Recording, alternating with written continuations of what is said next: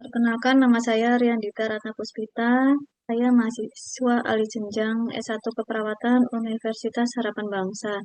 Di sini saya akan mempresentasikan proposal skripsi dengan judul Gambaran Tingkat Pengetahuan dan Motivasi pada Masyarakat Penerima Vaksin COVID-19 di RSUD Panti Nugroho Purbalingga tahun 2022. Untuk bab 1, mulai dari pendahuluan, terdiri dari latar belakang, rumusan masalah, tujuan penelitian, manfaat penelitian, dan keaslian penelitian.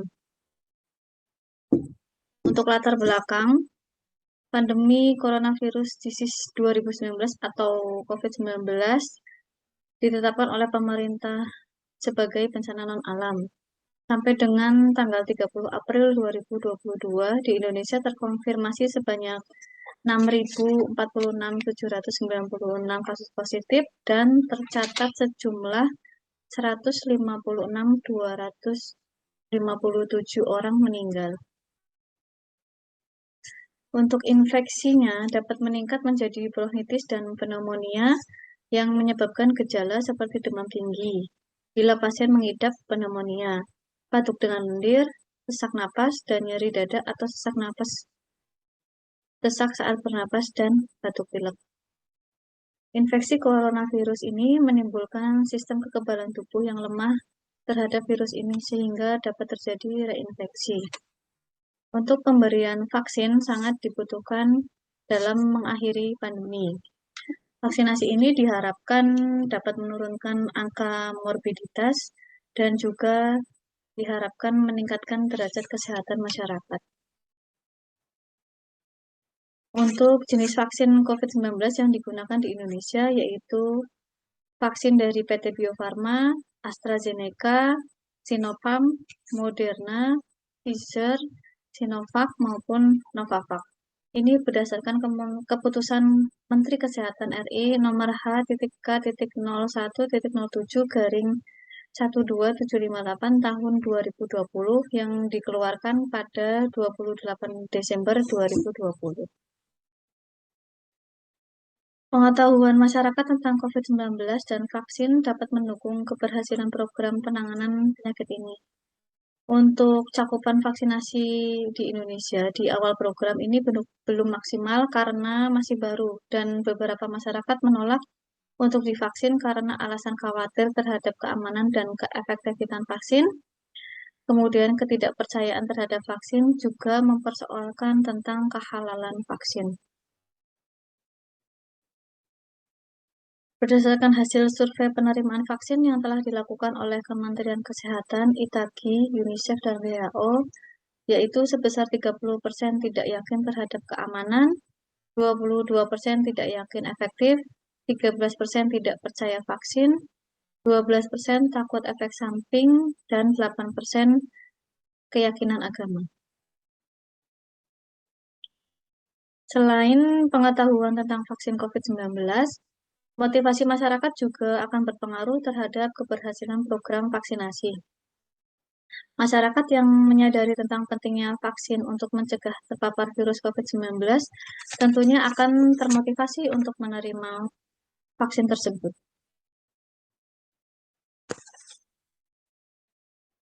Berdasarkan latar belakang di atas, maka peneliti merasa tertarik untuk mengetahui tingkat pengetahuan dan motivasi masyarakat penerima vaksin COVID-19. Untuk lokasi di RSUD Panti Nugroho Purbalingga.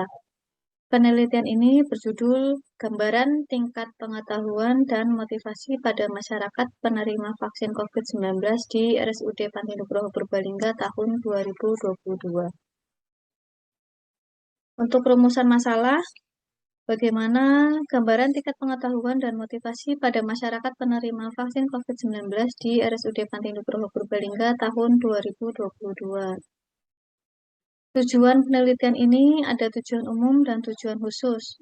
Untuk tujuan umumnya, mengetahui tingkat pengetahuan dan motivasi pada masyarakat penerima vaksin COVID-19 di RSUD Panti Nugroho Purbalingga tahun 2022.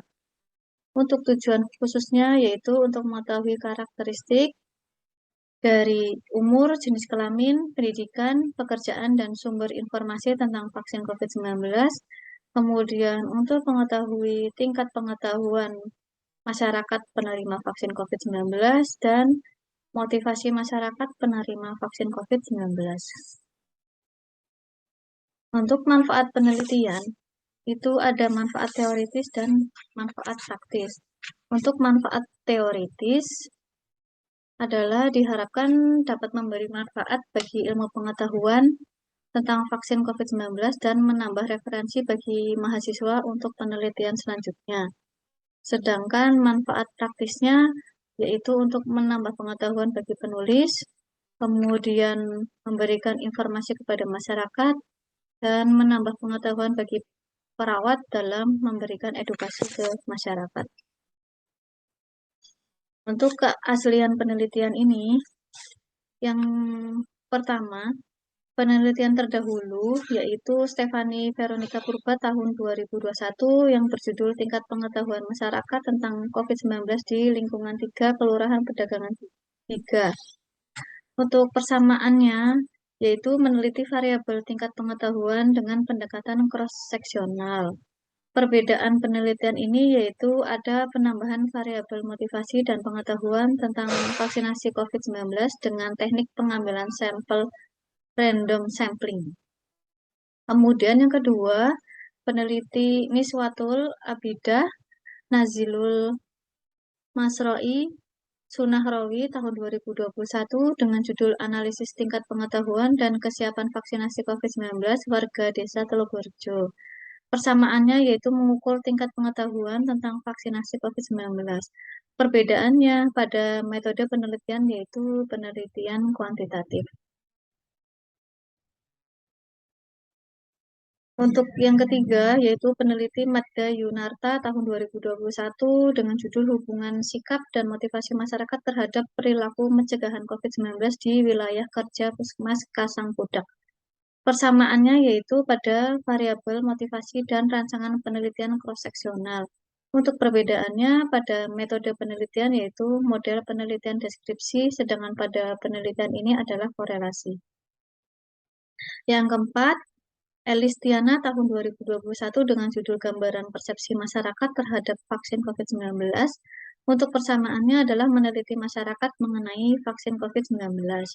Sedangkan perbedaan penelitian ini adalah pada metode penelitian dan desain penelitian. Masuk ke bab 2 yaitu tinjauan pustaka, tinjauan teori tentang pengetahuan.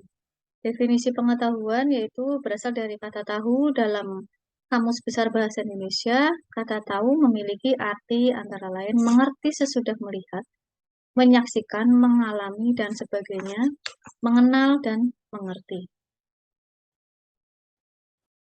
Jadi kesimpulannya, pengetahuan merupakan segala sesuatu yang dilihat, dikenal, dimengerti terhadap suatu objek tertentu yang ditangkap melalui panca indera, yakni indera pendengaran, penglihatan, penciuman, perasaan, dan perabaan.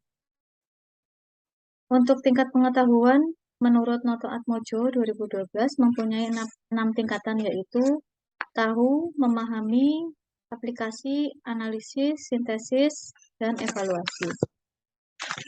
Tahu artinya mengingat kembali suatu materi yang dipelajari sebelumnya. Yang kedua, memahami. Itu artinya mampu menjelaskan materi yang diketahui dengan benar. Sedangkan aplikasi yaitu mampu memahami, kemudian mampu menggunakan pada kondisi yang sebenarnya. Yang keempat adalah analisis, yaitu mampu menjabarkan materi ke dalam komponen suatu masalah dan berkaitan satu sama lain. Yang kelima adalah sintesis, yaitu mampu menghubungkan bagian-bagian suatu objek tertentu ke dalam bentuk keseluruhan yang baru. Yang terakhir, 6, evaluasi adalah kemampuan seseorang untuk melakukan penilaian terhadap objek tertentu. Sumber pengetahuan menurut Rahman. Sumber pengetahuan terdiri dari pengetahuan wahyu, yaitu wahyu didapat dari atau diberikan dari Tuhan kepadanya, ini bersifat eksternal. Kemudian lebih menekankan kepada kepercayaan. Sedangkan pengetahuan intuitif yaitu berasal dari diri sendiri yang memiliki pemikiran konsisten dan tidak berdasarkan penalaran rasio, pengalaman, dan pengamatan indera. Yang ketiga adalah pengetahuan rasional. Pengetahuan ini diperoleh dengan akal semata, tidak disertai dengan observasi. Yang keempat adalah pengetahuan empiris. Ini pengetahuan berdasarkan pengalamannya sendiri dengan bukti penginderaan. Yang kelima yaitu pengetahuan otoritas. Ini mencari jawaban dari orang lain yang telah mempunyai pengalaman dalam bidang tersebut. Faktor-faktor yang mempengaruhi pengetahuan menurut Mubarak yaitu tingkat pendidikan, pekerjaan, umur, minat, pengalaman, lingkungan, dan informasi. Untuk kategori pengetahuan, di sini pengetahuan dibagi menjadi 4 kategori, yaitu kategori sangat rendah, nilai benarnya kurang dari 40%, kategori rendah nilai benarnya 40-55%, kategori cukup tinggi nilai benarnya 56-75%, sedangkan untuk kategori tinggi memiliki nilai benar 76-100%. Motivasi. Untuk pengertian motivasi yaitu keadaan yang memberikan energi, mendorong kegiatan atau moves, mengarah dan menyalurkan perilaku ke arah mencapai kebutuhan yang memberi kepuasan atau mengurangi ketidakseimbangan. Untuk sumber motivasi yaitu motivasi intrinsik dan ekstrinsik. Motivasi intrinsik yaitu motif yang menjadi aktif tidak perlu dirangsang dari luar karena dari diri sendiri individu. Itu sudah ada dorongan untuk melakukan sesuatu. Sedangkan sumber motivasi ekstrinsik adalah motif-motif yang aktif karena adanya rangsangan dari luar. Untuk teori motivasi ini ada 6. Teori motivasi yang pertama adalah hierarki teori kebutuhan. Artinya, kebutuhan seseorang berperilaku karena adanya dorongan untuk memenuhi bermacam-macam kebutuhan dan berjenjang. Yang kedua, teori kebutuhan berprestasi, yaitu motivasinya berbeda, disesuaikan dengan kekuatan kebutuhan seseorang akan prestasi. Yang ketiga, teori Clayton-Alderfer, yaitu teori ERG. Teori ERG itu adalah eksistensi, kemudian R-nya itu relatedness, yaitu kebutuhan berhubungan dengan pihak lain, sedangkan G-nya itu growth, yaitu kebutuhan akan pertumbuhan. Untuk teori Herzberg, ini teori 2 faktor, yaitu faktor motivasional dan faktor higiein atau pemeliharaan. Kemudian yang kelima, Victor Fromm, teori harapan.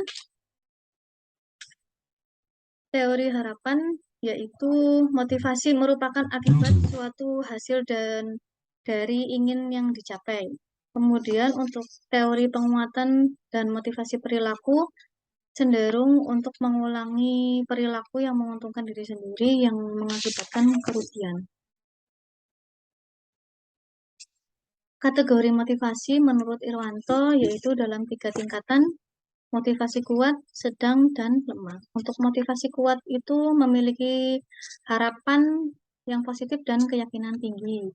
Sedangkan motivasi sedang ini memiliki harapan positif, tetapi keyakinannya rendah. Kemudian untuk motivasi lemah memiliki harapan dan keyakinan yang rendah.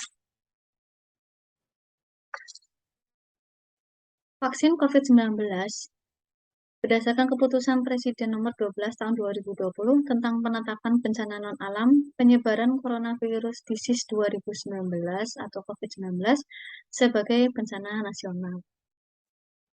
Untuk perkembangan calon vaksin COVID-19 berdasarkan keputusan Menteri Kesehatan, jenis vaksin COVID-19 yang dapat digunakan di Indonesia yaitu vaksin yang diproduksi oleh PT Bio Farma, AstraZeneca, kemudian Sinovac, Moderna, Novavax, Pfizer, dan Sinovac.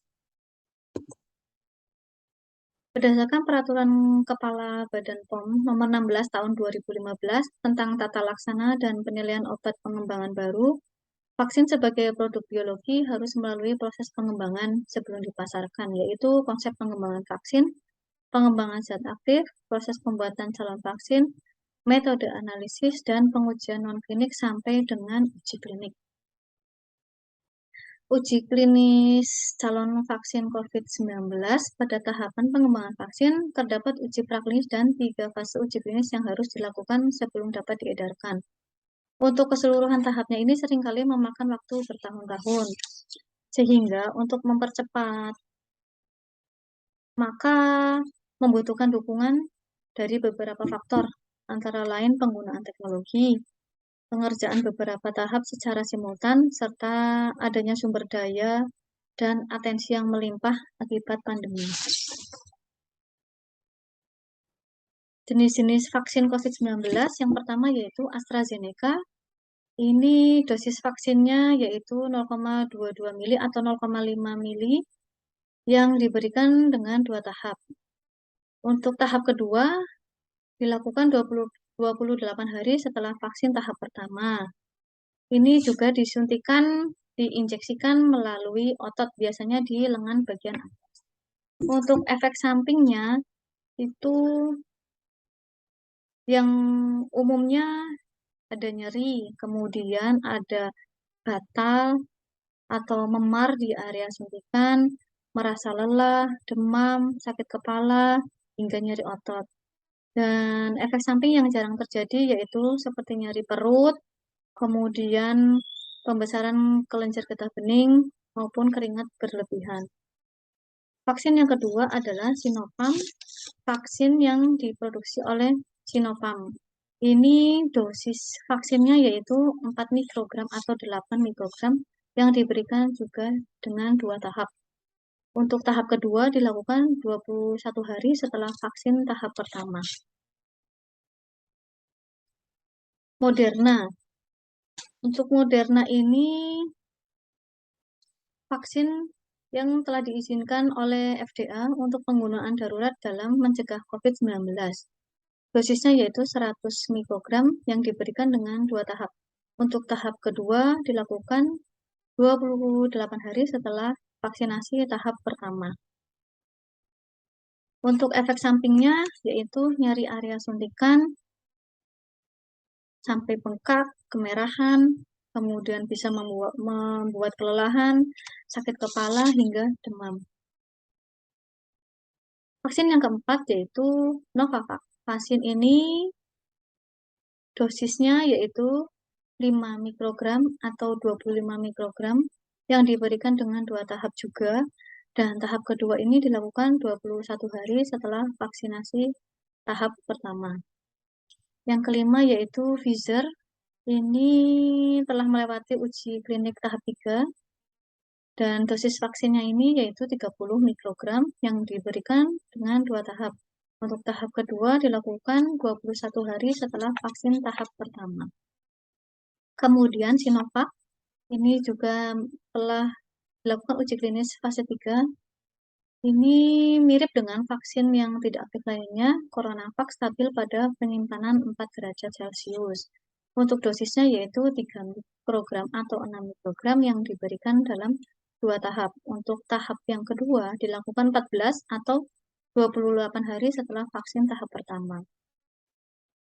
Kemudian untuk vaksin yang ketujuh yaitu vaksin yang diproduksi dari PT Bio Farma atau yang disebut dengan vaksin merah putih. Ini dikembangkan oleh beberapa lembaga, di antaranya Lembaga Biologi Molekular Eijkman, kemudian BPPT, LIPI, BPOM, maupun Kemenristek, serta sejumlah universitas. Untuk sasaran penerima pemberian vaksin COVID-19, ini melalui sistem informasi satu data vaksinasi COVID-19 itu nanti akan dilakukan penyaringan data atau filtering yang kemudian muncul jumlah sasaran per kelompok. Ini berdasarkan pertimbangan dari KPCPN. Kelompok prioritas penerima vaksin berdomisili di Indonesia yang berusia lebih dari 18 tahun. Untuk usia kurang dari 18 tahun, ini menunggu persetujuan penggunaan dari BPOM. Tahapan pelaksanaan vaksin COVID-19 ada 4 tahap. Untuk tahap pertama itu dilaksanakan Januari sampai April 2021 dengan sasaran yaitu tenaga kesehatan, asisten tenaga kesehatan, tenaga penunjang, serta mahasiswa yang sedang menjalani pendidikan profesi kedokteran dan bekerja pada fasilitas pelayanan kesehatan. Untuk tahap kedua, ini pelaksanaan juga Januari sampai April 2021, yaitu sasarannya petugas pelayanan publik, kelompok lanjut usia lebih dari 60 tahun. Untuk tahap 3, waktu pelaksanaan April 2021 sampai Maret 2022, yaitu masyarakat rentan dari aspek geospasial, sosial, dan ekonomi. Untuk tahap keempat, waktu pelaksanaan April 2021 sampai Maret 2022, yaitu masyarakat dan pelaku perekonomian lainnya dengan pendekatan klaster sesuai dengan ketersediaan vaksin. Menurut roadmap yang disusun oleh WHO dalam SAGE, tahapnya itu ada tahap 3. Tahap 1 yaitu saat ketersediaan vaksin sangat terbatas. Untuk distribusi awal yaitu berkisar antara 1-10% dari total populasi setiap negara.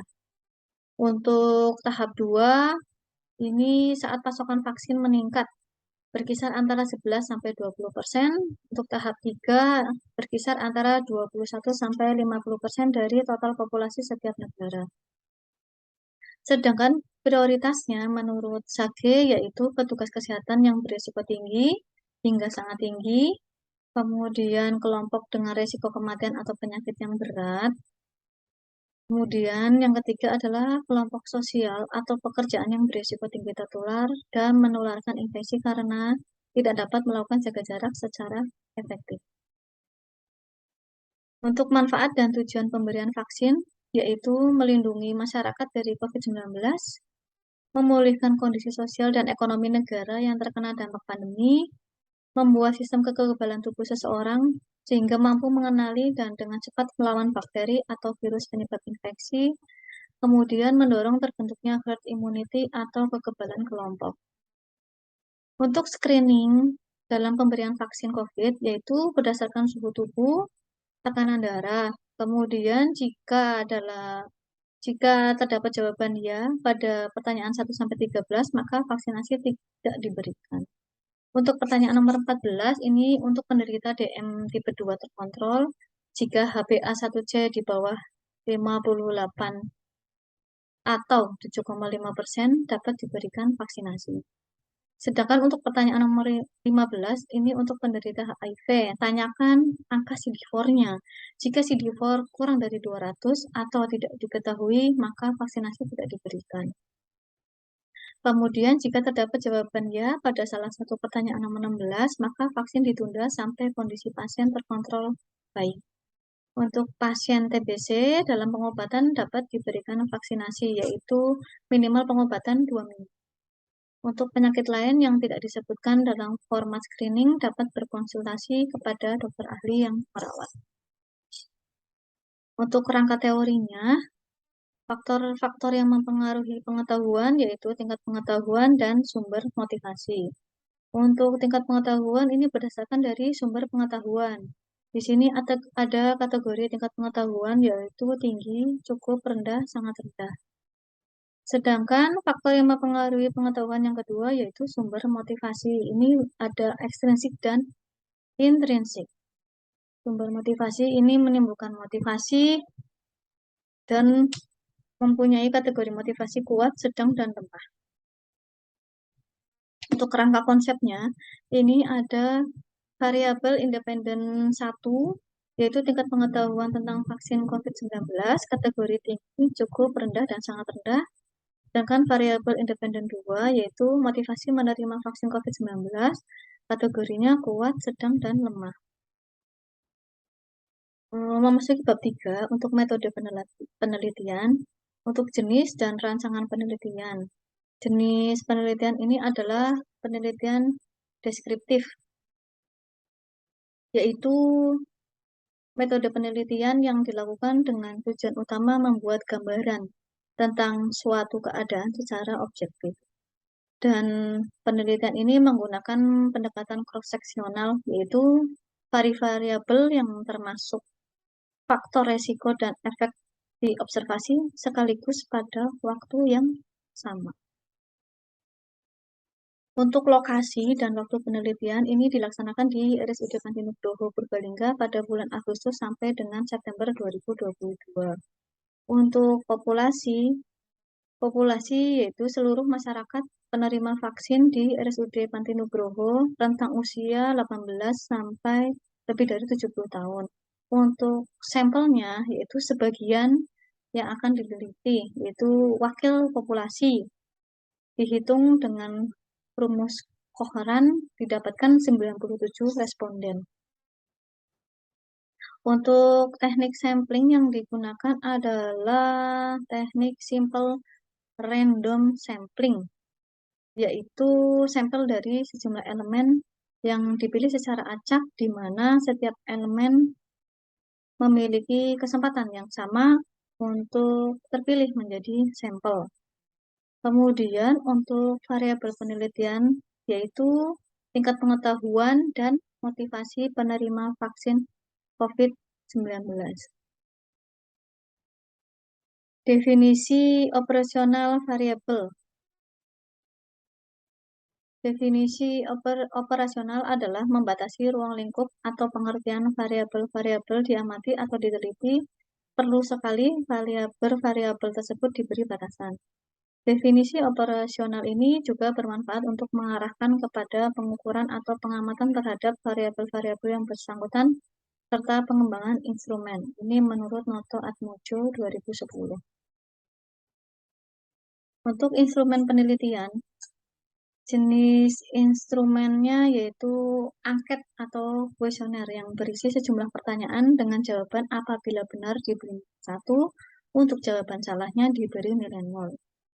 Untuk kisi-kisi instrumen penelitian yaitu dari tingkat pengetahuan dilihat dari pengertian vaksin, perkembangan calon vaksin, kemudian ada uji klinis calon vaksin, jenis-jenis vaksin, sasaran penerima pemberian vaksin, manfaat dan tujuan pemberian vaksinasi, dan screening pemberian vaksinasi COVID-19. Untuk tingkat pengetahuan ini ada motivasi intrinsik dan motivasi ekstrinsik. Sedangkan untuk uji validitas dan reliabilitas instrumen penelitian, untuk uji validitas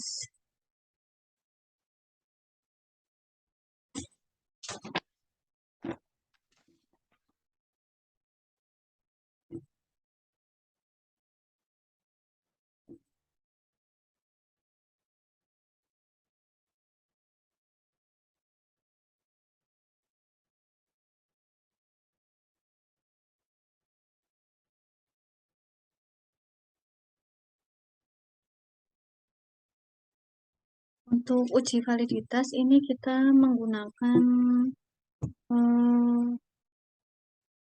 30 responden. Untuk reliabilitasnya itu nanti kita menggunakan juga 30 responden.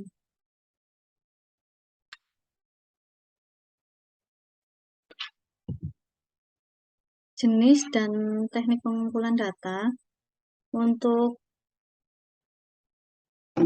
jenisnya yaitu data primer dan data sekunder. Data primer itu adalah data yang dikumpulkan peneliti pada saat berlangsung suatu penelitian. Sedangkan data sekunder adalah diperoleh dari hasil studi dokumentasi yaitu laporan jumlah masyarakat penerima vaksin di RSUD Panti Nugroho Purbalingga. Untuk analisa data, ini ada pengolahan data yaitu editing, scoring, coding, data entry, dan tabulating. Untuk editing sendiri yaitu memeriksa dan menyesuaikan data dengan rencana.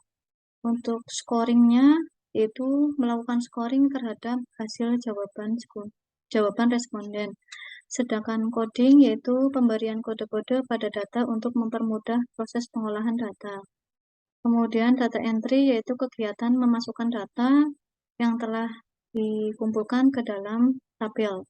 Sedangkan tabulating yaitu memasukkan hasil scoring ke dalam tabel yang sudah disiapkan. Kemudian yaitu analisis data. Ini dilakukan secara univariat dan hasilnya disajikan dalam bentuk tabel distribusi frekuensi.